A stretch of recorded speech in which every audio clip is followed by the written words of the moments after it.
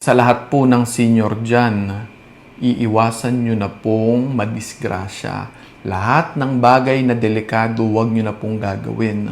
According po sa studies, 1 out of 3, okay, 30% may higit, nang nababalian ng balakang, 1 out of 3 ha, within 1 year, unfortunately, namamaalam na.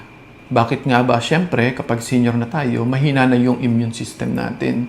Yung paggaling po natin, mabagal na. Pangalawa, pag na-surgery po kayo, syempre yung stress ng surgery mas matindi sa mga senior. And then yung iba may mga complications pa.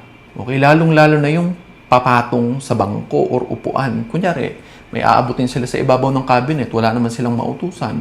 Or kung may inutusan man, hindi susunod, syempre, sila nalang gagawa. Anong nangyari? Papatong sa upuan, ma-autobalance, malalaglag. Kanya-kanyang disgrasya na po. Nabalian ng ganito, nabalian ng balakang, kung ano-ano na pong nangyari sa kanila.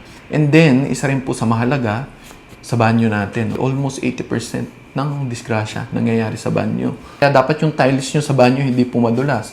At the same time, yung may mga railings po dapat kayo, may mga kapitan kayo para in case na mahilo kayo, okay, may makakapitan kayo, hindi yung dudulas lang kayo, mauumpog kayo dun sa mga kanto-kanto sa banyo nyo. Kaya tatandaan po natin yung mga bagay na delikado, huwag nyo nang gagawin. Minsan kasi pag senior, matigas ang ulo eh. Kaya pa daw nila ganito, kaya ng ganito. Kaya pa ng isip nyo. Pero, unfortunately, yung katawan po natin hindi na sumusunod. Kaya kung meron po kayong mga kasama sa bahay nyo na mga senior, pagsabihan nyo po sila. At tulungan nyo sila, syempre. Okay? Yung iba kasing senior, inutos, hindi sinusunod. Sila na lang yung gumagawa. Kaya tutulungan nyo rin po sila. Kaya kung senior na po tayo, iiwasan nyo na po lahat ng bagay na delikado.